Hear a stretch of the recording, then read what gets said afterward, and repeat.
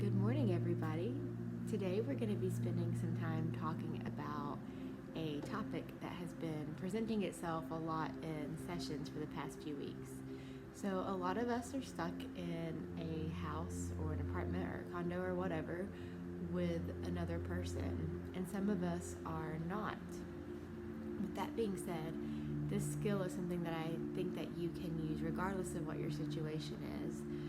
And at the same time, it will give you like a little bit of space just to acknowledge where you are and let people around you know where you are too, so they can either come help you out or give you a little bit of breathing room. So today's skill of speaking for your feelings and acknowledging your feelings is really important when living alone or living with others. So, what is exactly speaking for feelings? Well, there's some days we wake up and we're not in the best mood. And there's some days something happens and we feel really happy, or we feel really sad, or we feel really mad. I think any of us could turn on the news right now and feel worried or panicked or scared. So, what speaking for your feelings means is when you have that feeling, instead of trying to bury it and talk yourself out of it, you acknowledge it either out loud to yourself, to someone you're in your dwelling space with, or to a friend. I feel really angry right now. I feel really frustrated right now.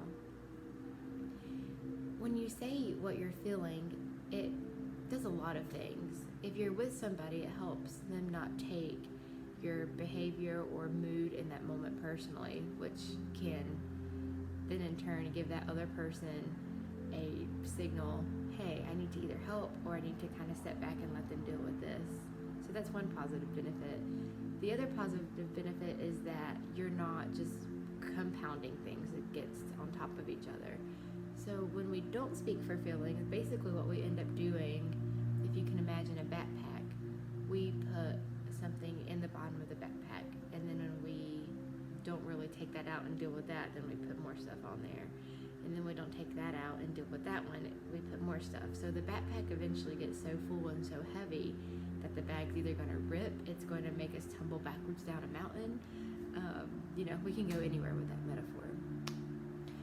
But when you can actually take the situation, take the moment, and speak for what's actually going on, you're taking that thing out of that backpack and looking at it, deciding what you want to do with it. And you can choose to put it right back in your backpack if it makes you comfortable, or you can choose to just toss it aside.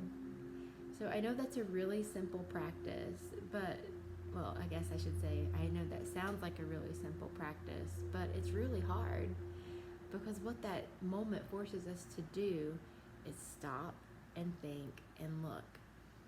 Because what we do with feelings is we can get really caught up in them and just let them run wild. When you just stop and look at the feeling for what it is and why it's there, you have breathing room. So I hope this skill is helpful for you.